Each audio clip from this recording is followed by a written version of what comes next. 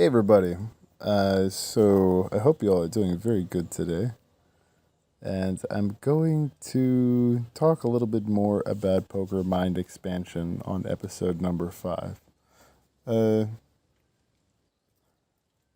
I'm maybe going to speak a little bit less about how it relates to poker today. I want to be a little bit more specific about often we as poker players have the identity, we are just poker players, but we're forgetting the faculty that we're using to play poker, which is our brain. So I want to talk a little bit about actual methodologies in order to be able to expand our mind. Because if we're thinking about poker only in the context of poker, then very often what happens is that we're simply using our knowledge about poker to figure out how to learn more and get better at poker. When in reality, the totality of our knowledge as a human being, as a Homo sapien, as something with this brilliant, squishy brain that we have, is very deep. So I would like to speak more in terms of life. I also can speak more in terms of poker, and if you would like to suggest that I do that, I can do that. But it certainly is easier for me to speak about life. So I'll do this episode, and we'll see how it goes. There was an enlightened man. His name was Kabir, and he spoke very often about how the fish in the sea is not thirsty. And he said that when he heard people say that they are thirsty, or they want something, they have desire, he would not be able to stop laughing. And this laughter is not that of attempting to harm someone emotionally. That is simply the laughter of seeing a fish in the ocean and hearing him say, "I'm very, very, very thirsty." Kabir said that people do not grasp what is most alive inside of them. So people walk from holy city to holy city with confused looks, not understanding why they're not becoming holy. Because they're going to cities, they don't understand that all locations are just a projection of the mind. They are the Holy One. You are the Holy One. And Kabir said that it doesn't matter if you go to Tibet or you go to Calcutta. This is the exact same phenomenon because the meaning of those things, your knowledge of these locations, is simply a projection of the mind. They don't exist in any way that's separate from anything else. Kabir spoke a lot about God. When I say God, I'm not speaking about a man in the sky. If that's your current belief, absolutely beautiful. God is absolutely the way to truth. But God is Albert Einstein. God is Nikola Tesla. God is Vincent van Gogh. God is Socrates. You see, God is man, and man is God. But not all man is God. Man simply has the seed. So man has the opportunity to be God, but man very often continues in his enslavement because he does not have the capacity to see the lies that he has been fed because he believes them. So the fish in the sea is not thirsty. And man does not have to be thirsty either. But he most certainly is. The thing is that man lives in God. But he's absolutely unconscious of this fact. Man is born in God. Man breathes God. And every individual will dissolve into God. Man is made of the stuff called God. But man is completely oblivious to this fact. And God is creativity. God is intelligence.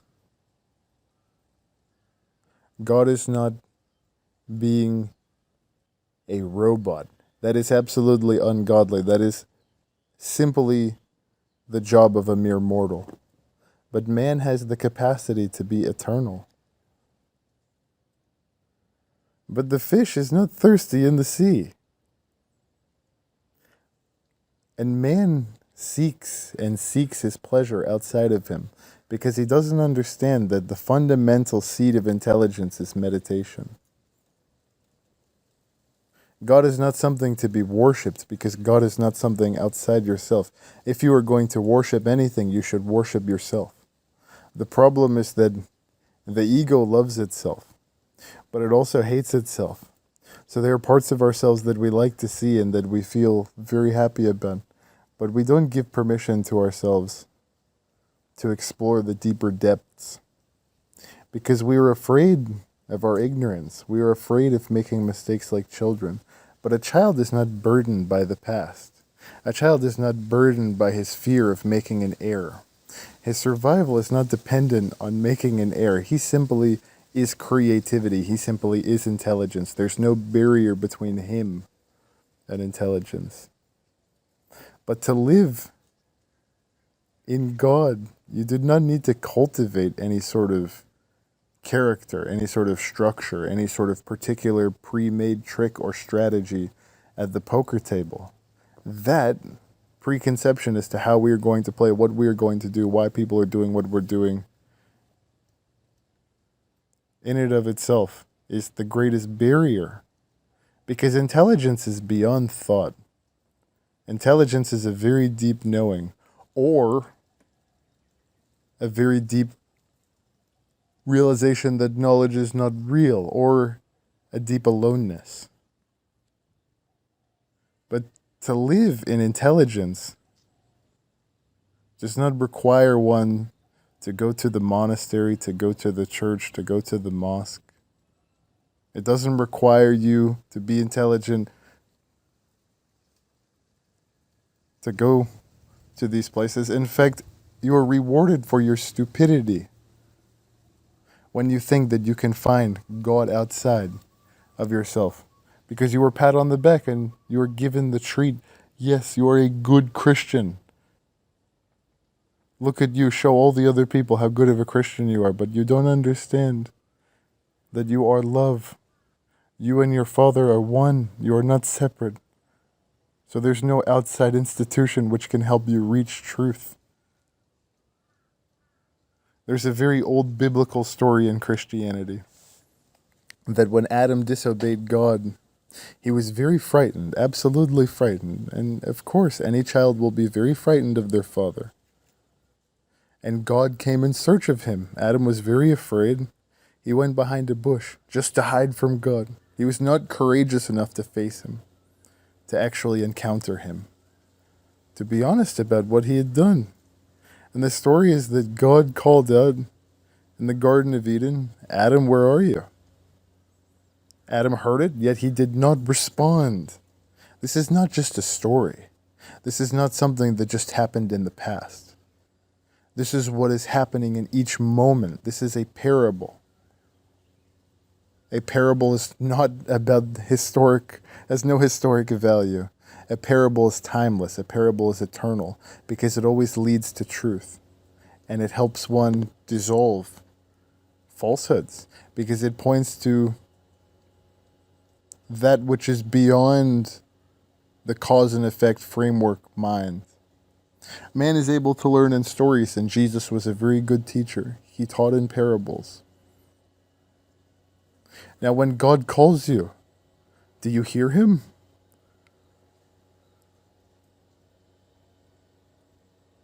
Do you respond?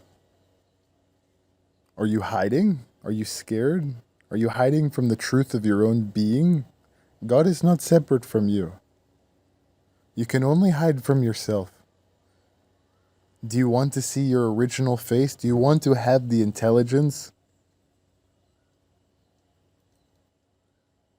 of a child? Of a Leonardo da Vinci? Do you want to have the intelligence of a Pablo Picasso?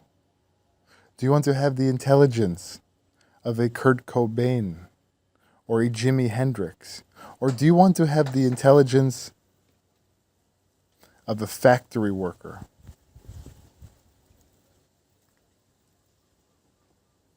All that has to happen is that you need to be alert in each moment. You don't need to do some big thing and get on a new task and add a new belief. I need to do this, I need to do this.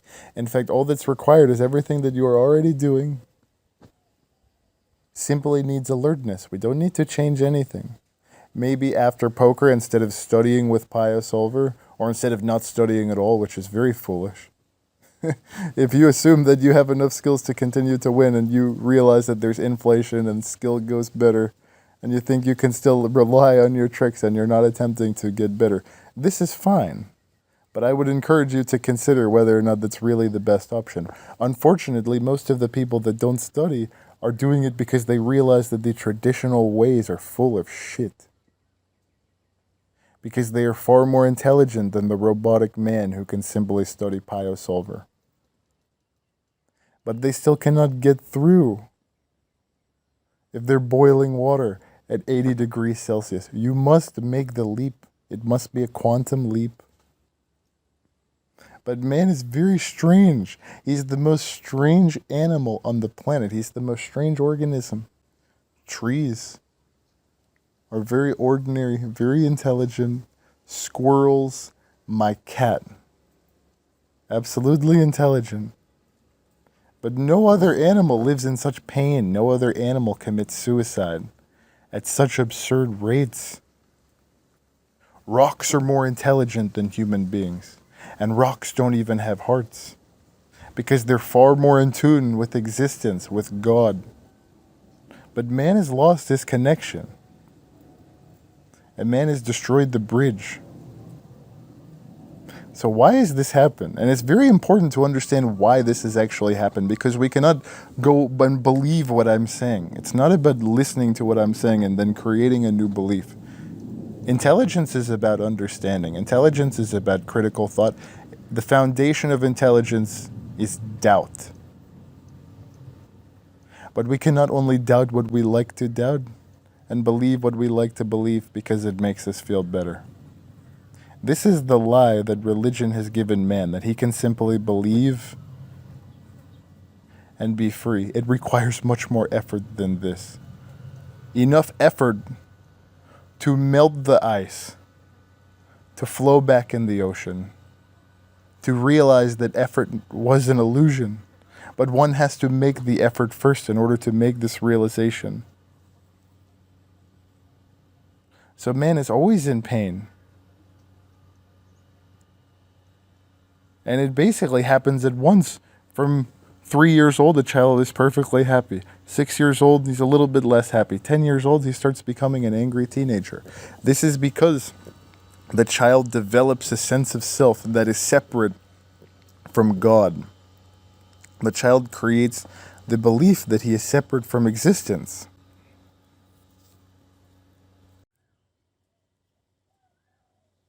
Very seldom does it happen that man actually becomes reconnected with God, with himself, with life. Very seldom.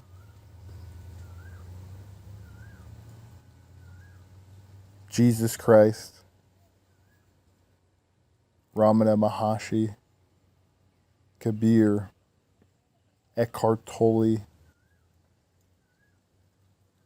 These people are so few that they cannot even be believed from their own words, from their own books, from their own writings, from what their disciples wrote about them. Eckhart Tolle even has workshops. I went to go see Eckhart Tolle. There's a lot to be learned from masters. There have been many sages throughout history, and there are even sages today. But modern spirituality is a lie, because there are different tiers of dreaming. And man cannot stay in the dream that he is separate from God. He must dissolve into the absolute totality. He must become one again, because he was never separate.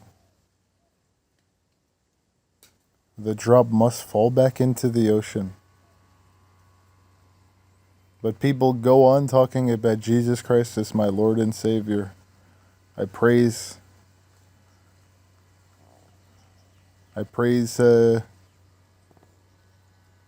Mohammed or other religious figures.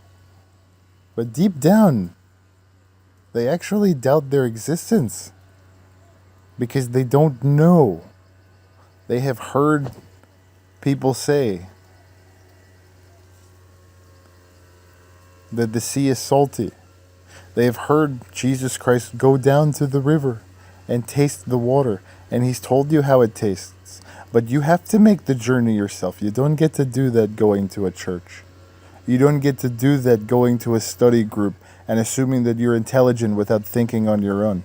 In fact, the people that you're around will be your detriment. But you're scared to turn inward. You're scared to see your godliness because you've been trained by the society, by the establishment, that you're not good enough.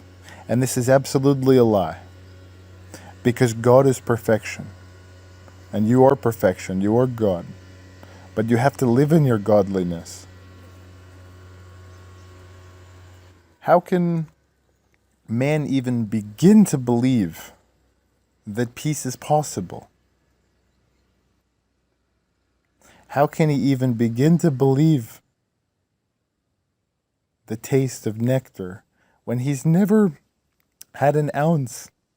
It's simply a combination of words, and when he hears it, he doubts, he disbelieves. Because life is very sick. Life is very bitter for the unconscious mind, for the unintelligent mind. The only experience that the unconscious, unintelligent man has is of poison, is of salt, is of bitterness, sourness. He does not taste the sweet, divine beauty. Poker players are far more intelligent, of a far more intelligent breed. Not because they are superior. There is no superiority or inferiority in God. There is only one.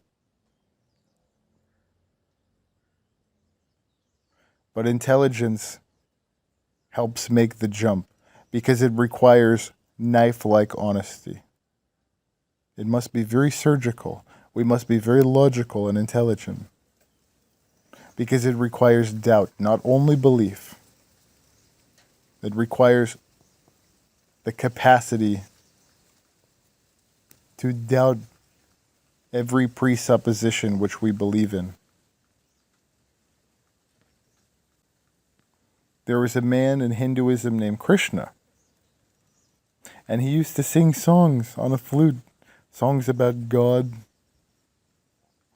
Kabir also loved songs very much, and he sang unbelievably. A very beautiful voice this man had.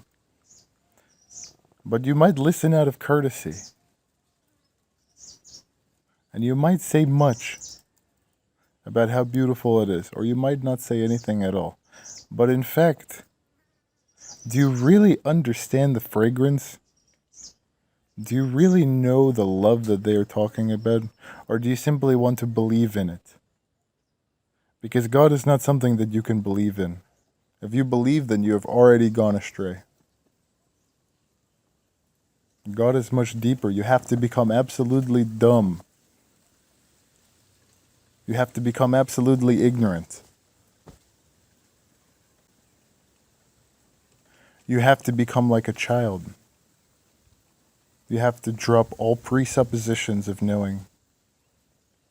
Because only then will you have a mind that allows you to make free associations on the fly. But why do we want this belief that we know, that we are certain that one day we will go into this land of heaven?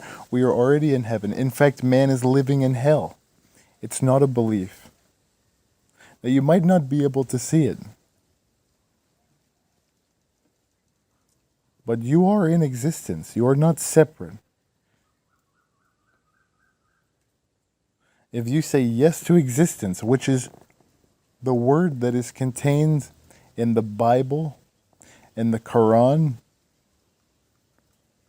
in the Torah, in the Vedas, and so on. The word yes to God is beyond the social formalities. You cannot argue with the Jesus Christ very well. You might try to, but it's going to be very difficult to argue with a man like this because his presence has such weight. His eyes have such a hypnotic fragrance of love.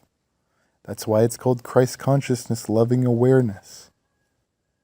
Even if you want to argue with such a man, it's going to be very difficult to do so because you will not see the anger, you will not see the vanity which you have, that you put on this mirror that you call Jesus Christ. You will only see your own vanity. You will only see your own pain. But the argument remains.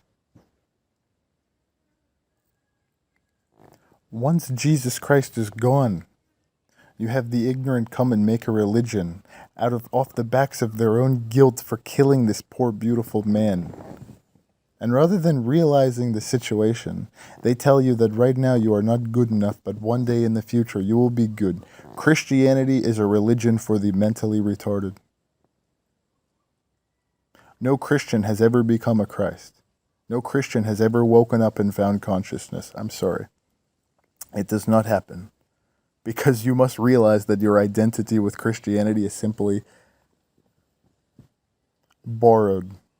But you believe that this is you. But if you were born in Saudi Arabia and you are a Muslim, you believe that you are absolutely a Muslim. You don't believe that Jesus Christ is right.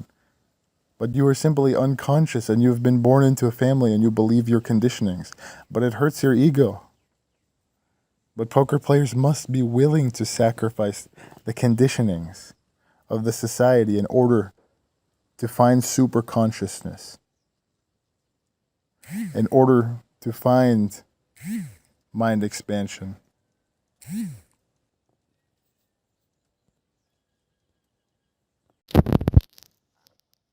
So basically, we go to a training site.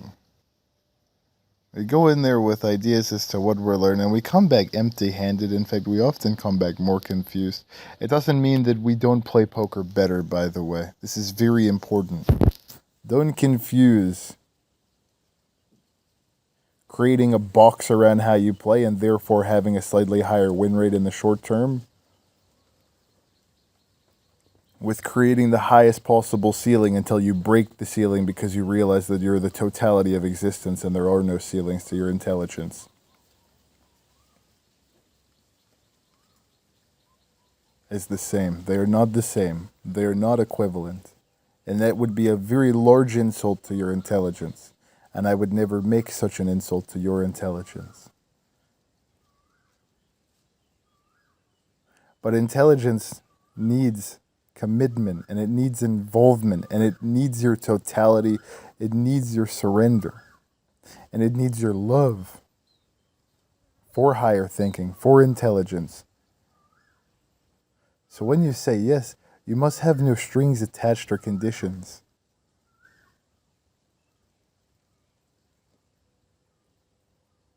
When the yes is unconditional, and it's not out of some sort of coercion, but it actually is spontaneous within you, it is very beautiful, and it has very much power. It's fiery, and it transforms the base metal into gold from a very ordinary human being to an extraordinary divine existence, to God Himself, to the Absolute. But we have to remember, this yes, this trust that we say cannot come out of some sort of coercion or psychological or physical manipulation. But the children are simply Christians because they're coerced to be Christians from the very childhood. Someone is a Jew. I was born into a Jewish family. And when I went to temple, they told me that the Mashiach, which is basically the Messiah, is going to come and make all of the Gentiles, people who are not Jews, or slaves. I was 9 years old. I was still very intelligent then. I'm much less intelligent now, unfortunately. But I'm attempting to become intelligent again. I was completely awed by this. And I was completely shattered. I was walking to temple as my family made me go to temple on Saturday, and I saw a very nice homeless man. He was a very nice black guy, and I thought that bringing this black guy into the temple would be fantastic because it would be very annoying to the Jews, and I wanted them to see their own hypocrisy and their own racism. So I took him with me. And this man simply needed some water and some food. And they were so upset, and they said, "Get this man out of the temple." And I said, "I don't understand. This is a very beautiful human being. And he obviously needs food. And you're telling me about the Torah, but you're so blind you don't even see this human being in front of you?" I was disgusted by their lack of humanity. But they would always stick by their kind. But there is no individual kind. There is only consciousness. No one else exists. Everybody appears in your consciousness. If you're blind, you will think there are others. If you are one, you will know the truth.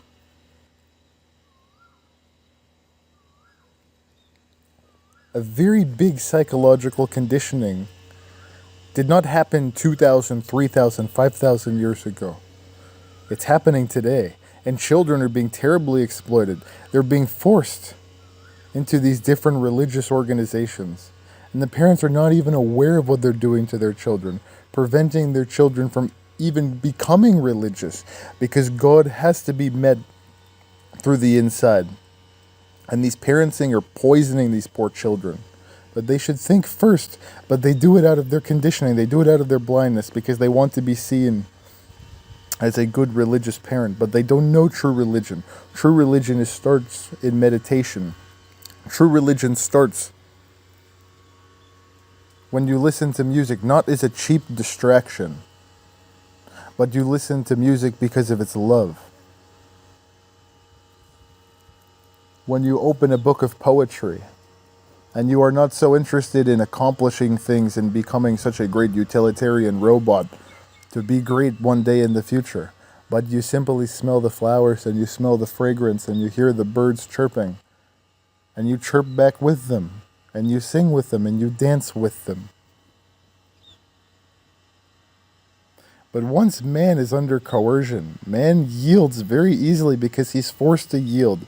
From the time that he's born, he's beaten and imprisoned and told that if he is not in alignment with all the ideas of the society, keep in mind all societal ideas are absolutely arbitrary. If you have studied history and the history of society, then you will know that every society says that they are right. They're always interested in killing the ones who are wrong.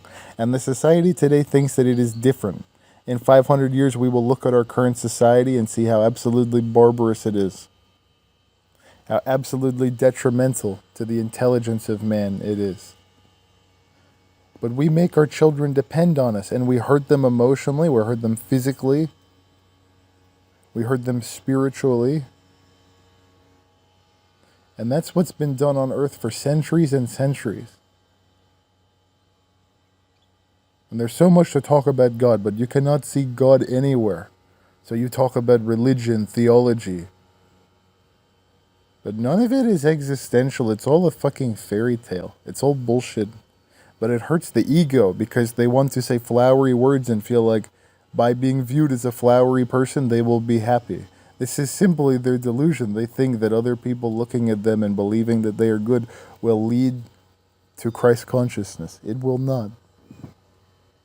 It may make your ego feel better, but I'm so sorry. Your ego is just a superimposed hallucination. It's not existent.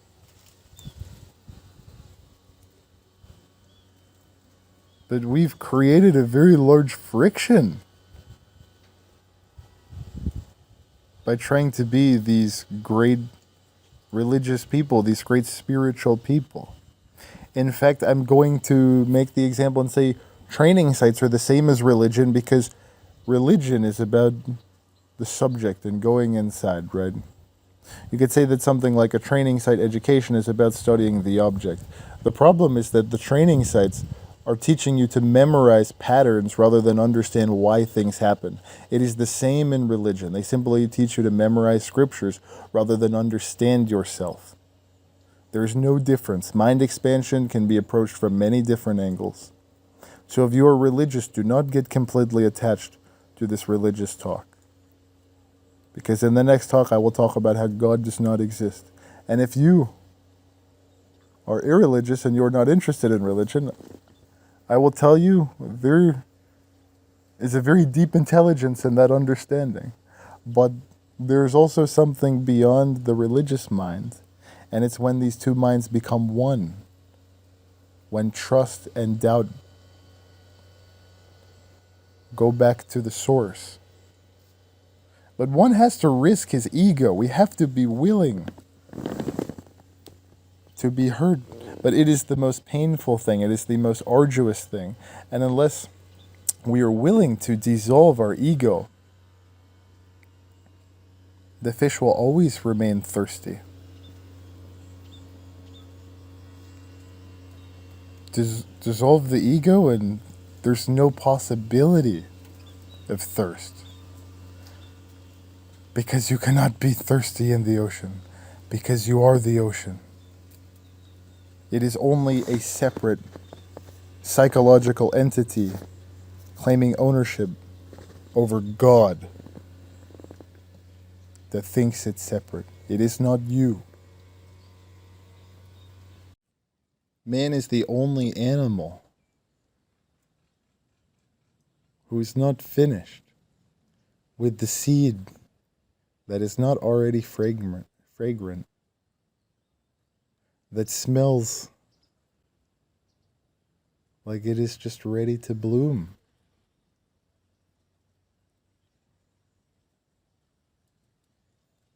We are responsible for our growth.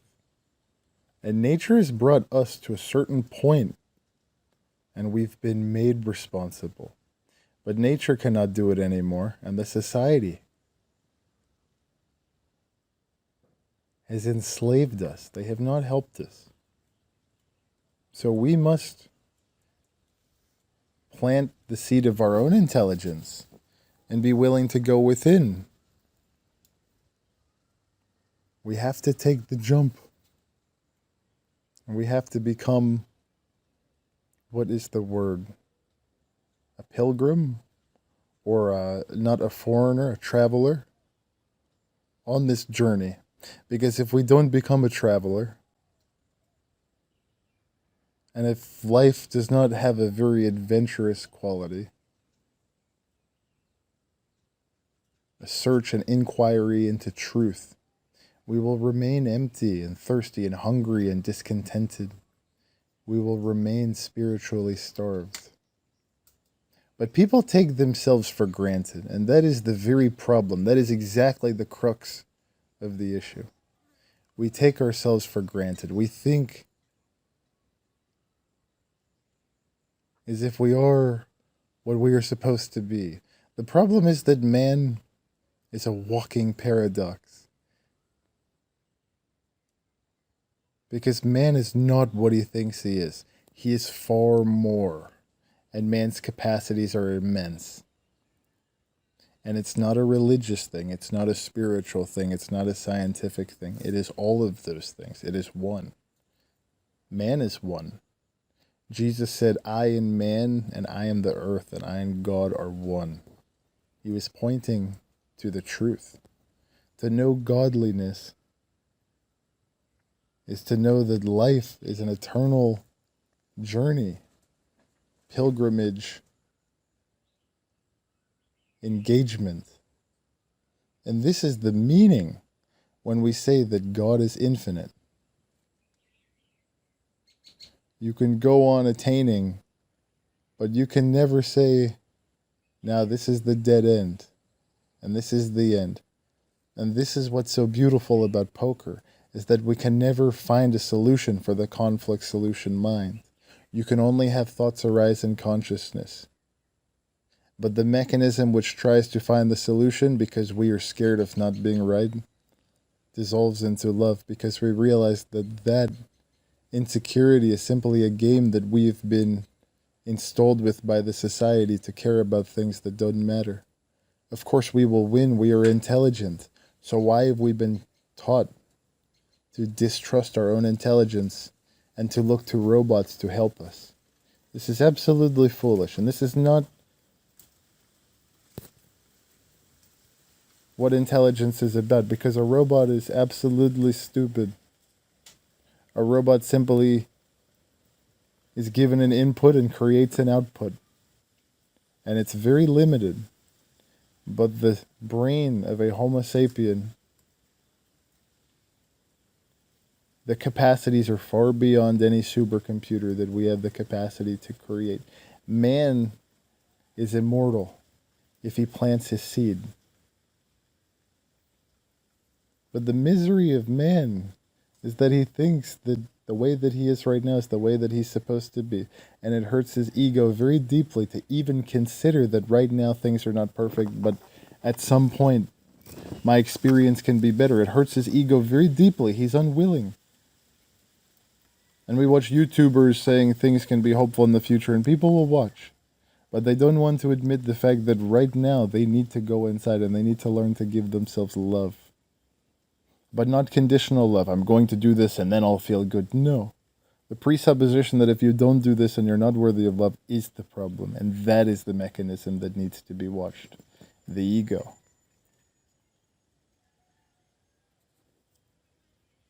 Man remains satisfied with very superficial things, imagining how other people think of him, and somehow this will lead to his contentment. Think of this stupidity.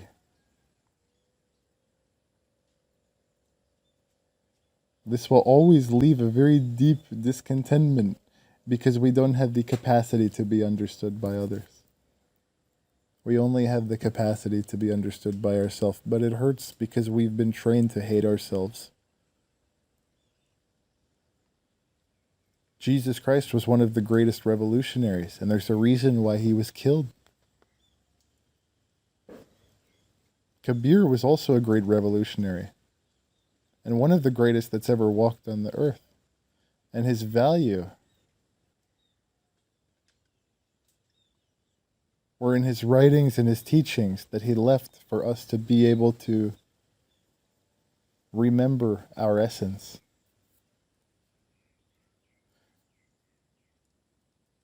If you can make a connection with his vision, it will change your life.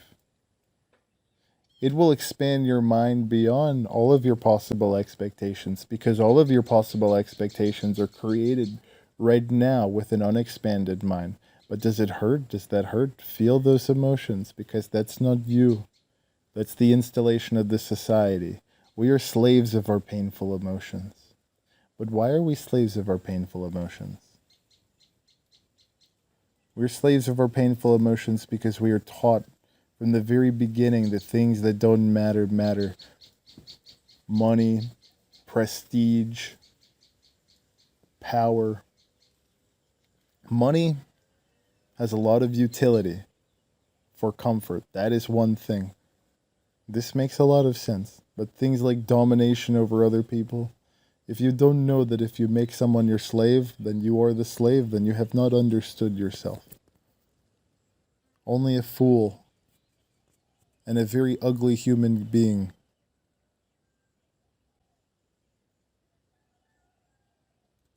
who does not know love, who only knows vanity, could want to enslave another. Poker players are very serious when they play.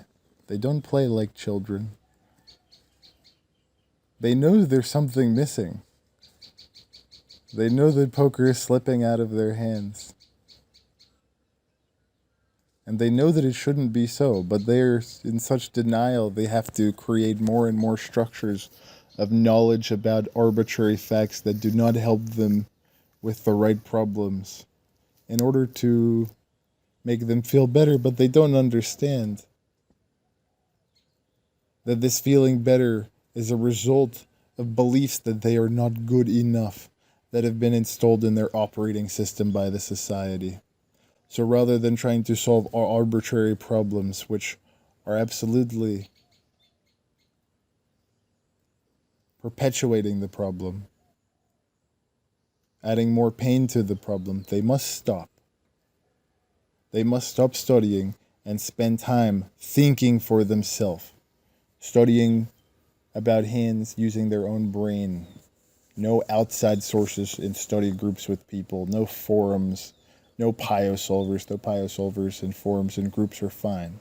But one must make a commitment to himself to use his own brain, use his own intelligence. Because if you're talking to someone about poker, there's no possibility of you going beyond them. You are limited to their intelligence. Now, if they're better than you, then maybe you have something to gain. But if your goal is to expand your mind and not win friends and influence people, but you want to be a Leonardo da Vinci, Leonardo da Vinci was not interested in social games and getting people to like him. Leonardo da Vinci was interested in love. Leonardo da Vinci was interested in his craft.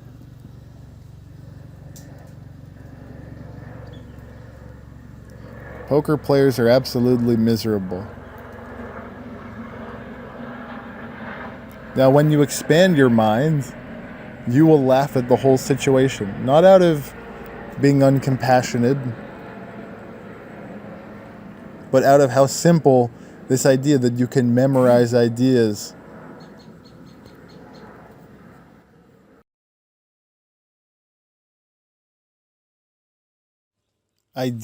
that are simply like pieces of wood, but you have not created a foundation, you do not have a blueprint, you have not created a structure. You simply run around like a chicken with his head cut off with the false belief,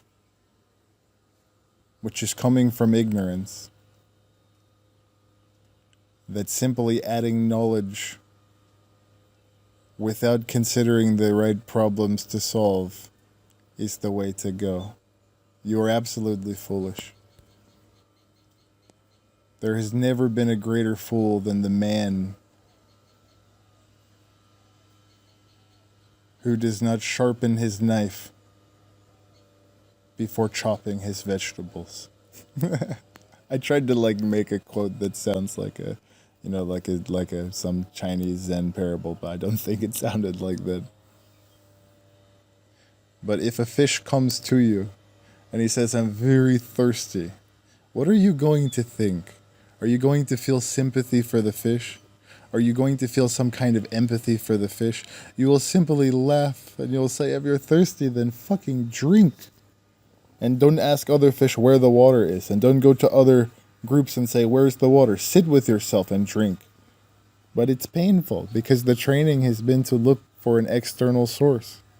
And poker players remain in anguish and pain because they simply believe that memorizing random factoids about a solver and the way the different situations play will lead them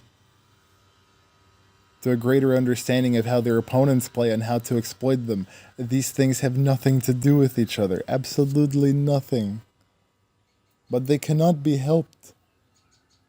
Because they go on going to the training sites, going on to their solvers.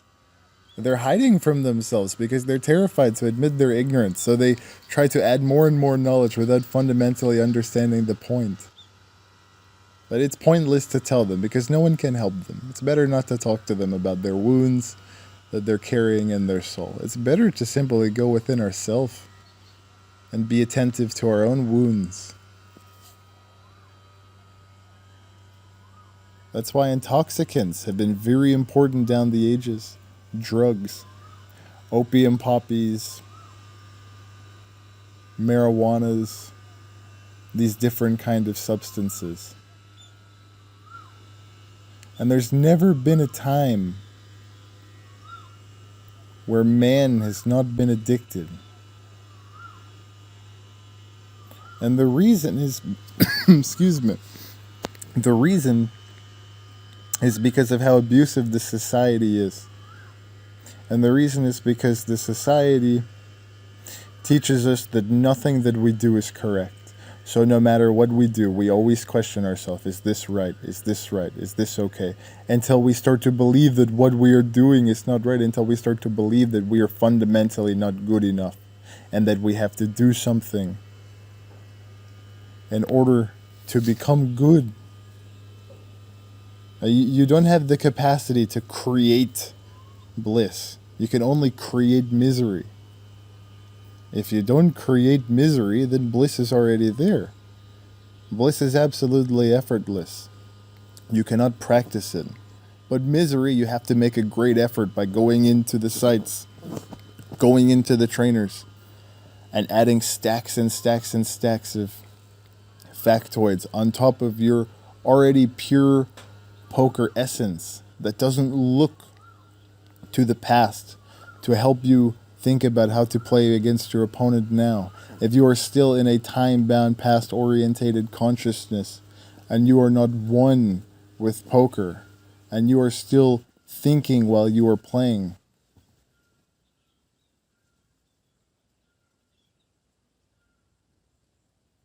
you have not found cosmic consciousness.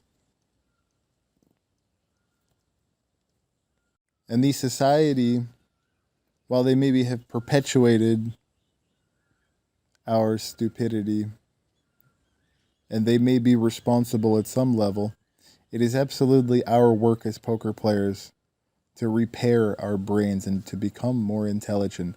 But the problem is that it hurts to admit that, wow, maybe Pio Solver isn't right. Maybe these random facts that I'm going to collect to show to other people to make myself feel less insecure are actually not helping me play better. It hurts very deeply. But existence creates every human being with great intelligence, and you can see that in a child's eyes. They are very intelligent. It's very hard to find a stupid child. And if you can find a child that is stupid, it simply means that his parents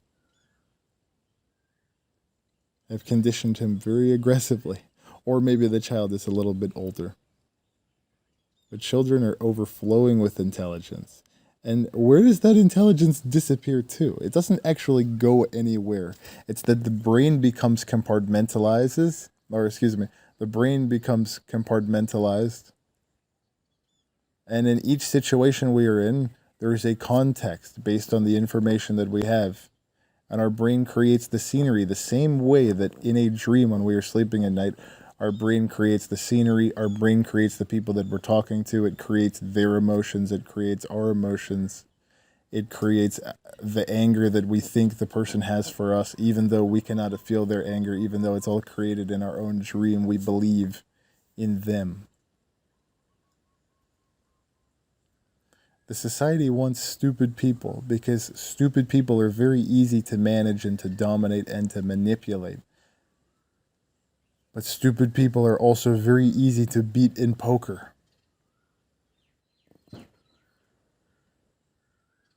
An intelligent poker player is very difficult to play against. And he will make life a very, very difficult thing. But a poker player who simply bets 1/3 and mostly under bluffs and doesn't really find bluffs in situations that he should, doesn't think deeply about what his opponent is doing. He's very predictable. He's very easy to play against. Society is absolutely against intelligence. It doesn't want people to be intelligent. Stupid people are completely obedient. Even when obedience is a sin, they are still obedient. Because stupid people can force themselves to become machines, and society needs robots, not human beings, not poker players, not people of intelligence. Society does not give a fuck about us. It's only interested in our efficiency, not our well-being. And machines certainly are more efficient than men.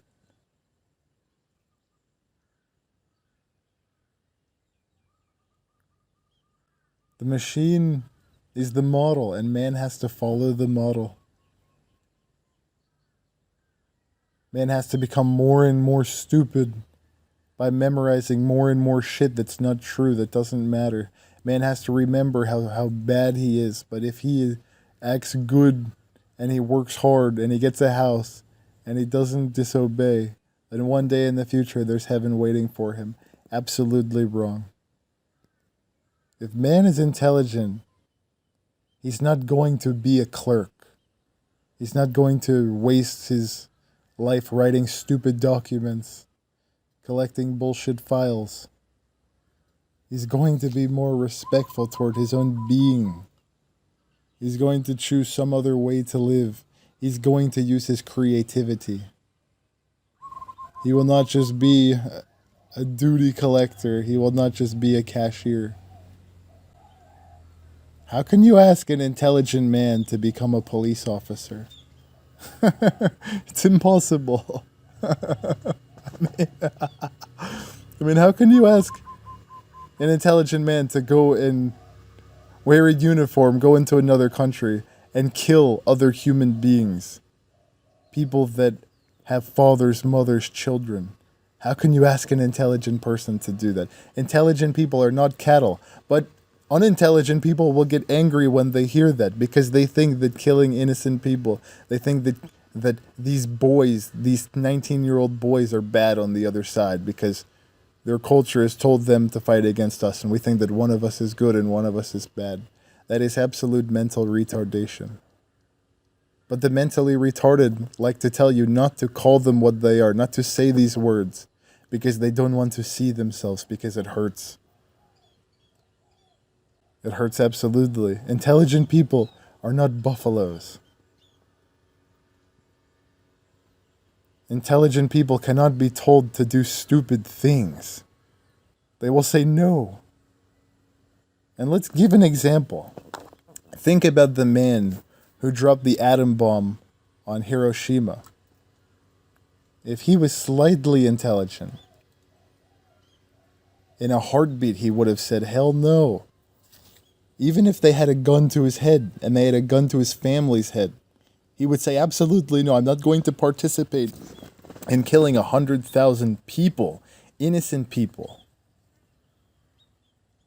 He would have said, if you're going to kill me and my family, then kill us. But we are not going to kill 100,000 beautiful human beings.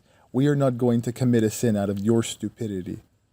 We're not going to kill innocent small children, old people that have no responsibility for the war. Only something for the mentally retarded politicians who are interested in dominating and harming people for their own prestige, for their own power. These innocent people did not cause it, so why should we drop an atom bomb on them? It's better to die than to kill 100,000 people for such stupidity. So if that man had any sort of intelligence, he would have absolutely said no, unequivocally. But the American ego is so hurt by their stupidity and is so arrogant that they create fairy tales about how everybody else is wrong and how we're going to kill everybody. Adolf Hitler, one of the stupidest human beings that has ever lived, believed that harming other human beings was the solution, because we're taught that war is made for peace. If you want peace, then you don't kill and you go and kiss people. You don't vote for politicians to go kill people because you're told on the news that other people are dangerous because of their color of their skin or because of their location. You learn to go and kiss them and realize that everybody has a heart and there are no bad people. Jesus said, love your enemies. But man is terrified of himself. The guy that dropped an atom bomb must have... to me, he is much stupider than a tree, than a rock, than the air. It requires a very large amount of stupidity to do such a thing. And do you know what? That man had a very good night's sleep after he dropped the atom bomb. His sleep was not disturbed. And in the morning, an interviewer asked him, how did you sleep last night? And he replied, I slept very well. I did my duty. I finished my job. I had a great night's sleep. Whatever my duty is, I do my duty to the best of my ability and I don't ask questions. 100,000 motherfucking human beings, we're talking about children, are dead in 5 seconds, burned up. And this guy doesn't even have a nightmare. The society must have completely destroyed this man's intelligence totally. He must have been absolutely a robot. Zero conscience. I mean, it makes me want to cry right now. I mean, fuck. I don't even know how that's possible. But people believe this shit. They actually believe that this shit is okay. But the society needs machines. They don't need our hearts. They don't need our love. They don't need our intelligence. They don't need us to think. If you have a bachelor's degree, it means that you have a certificate that basically shows that you've lost the majority of your intelligence. And if you have a master's degree, you've definitely lost a lot more. And if you have a PhD, you're absolutely finished. There's no hope for you.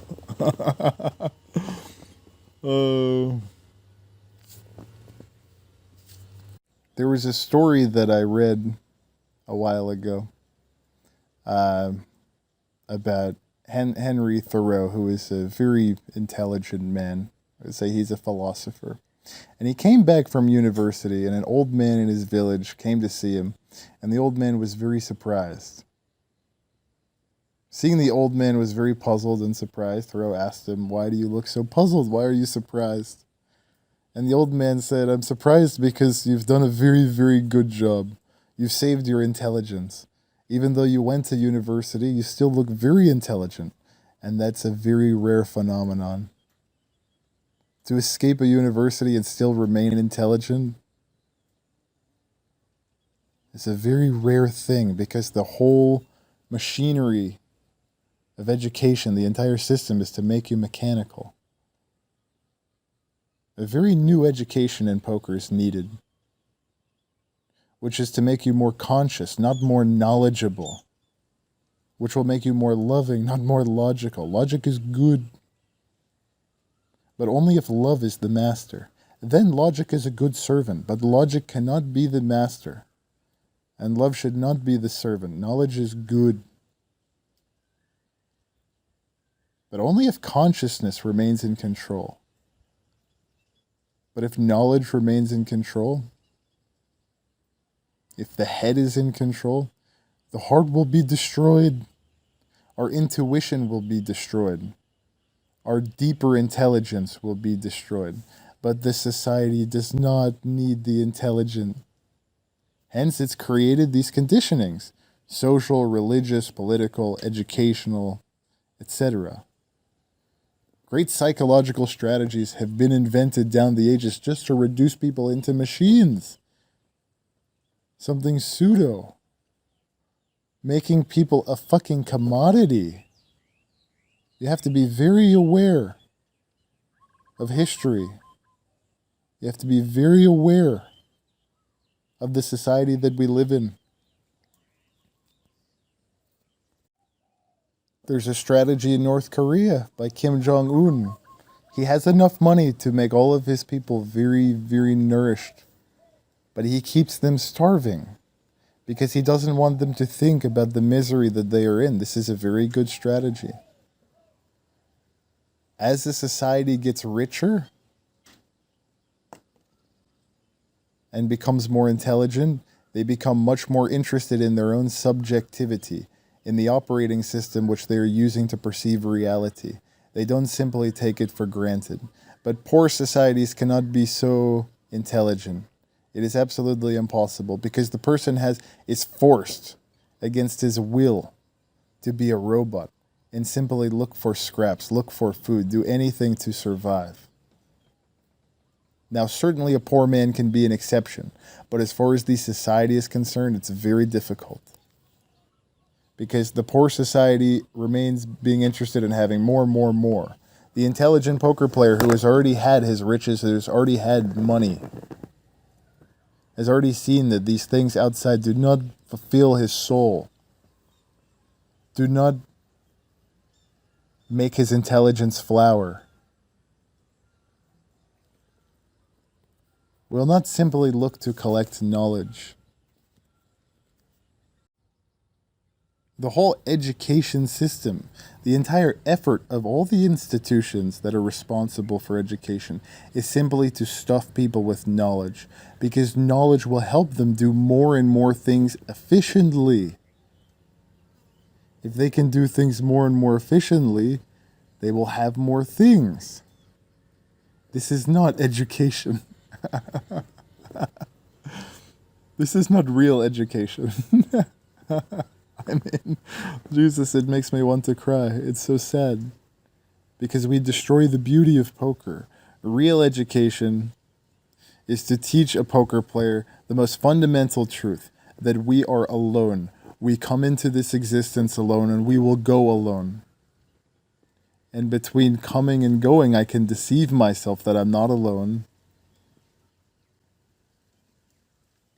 But it's only a very small deception, and the deception is always realized when the drop falls back into the ocean, as it always must. Intrinsically, we are alone islands unto ourselves, so this teaching that we have been given to go and seek the other, to validate our current knowledge rather than expand what we already have, is absolutely the wrong focus, is absolutely the wrong tool. Because aloneness is our nature, and we must fall in tune with that, and give it up to the divine, give it up to God, and know exactly what it is in meditation, in samadhi, in love.